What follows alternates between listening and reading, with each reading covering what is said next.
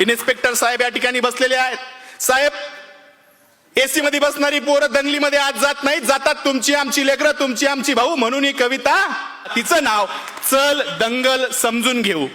आदेश आले, अफवा आल्या, रंगीबिरंगी झेंडे आले, दगडासोबत धोंडे आले, कळपा कळपा ना गेंडे आले, धर्मासाठी कडवे आले, मतांसाठी भडवे आले. दंगल पेटली, घरं पेटले, दंगल पेटली, घरं पेटले, हलक्या मेंदूचे पेटून उठले, गाड्या तुटल्या, काचा फुटल्या, यात माणसांचं मरण झालं, ब्रेकिंग न्यूजला कारण झालं, पत्रकार घटनेच्या खोलात गेले, घटनास्थळीचे जेलात गेले. त्यांना जामीन द्यायला आलं कोण? झेंड्यावाले का धर्मावाले? आले माय बाप आणि भाऊ. चल दंगल समजून घेऊ, खरं खोटं तपासून पाहू.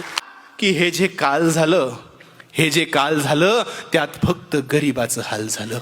हे जे काल झालं त्यात फक्त गरीबाचं हाल झालं. पोलिसांना हुडकली, त्यात सगळी पोरं अडकली. मग दाखल केस, दाखल शिक्षा, मग कशाची शाळा आणि कशाची परीक्षा. मग पोलीस स्टेशनात गाड्या आला, दंगल पेटवणारा भाड्या आला, त्यांची आपापसात मीटिंग झाली, आतल्या आत सेटिंग झाली, पैशानं कोंडी फुटली, पुढाऱ्यांची पोरं सुटली.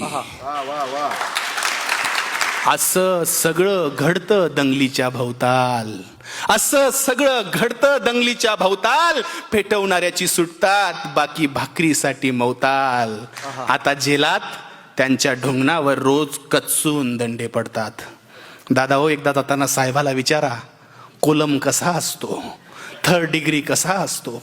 आता त्यांच्या ढुंगणावर जेलात रोज कच्चून दंडे पडतात. पेटवणाऱ्याची सुटली, बाकी सालोसाल सडतात. असं सगळं दंगलीमध्ये होत असतं भाऊ.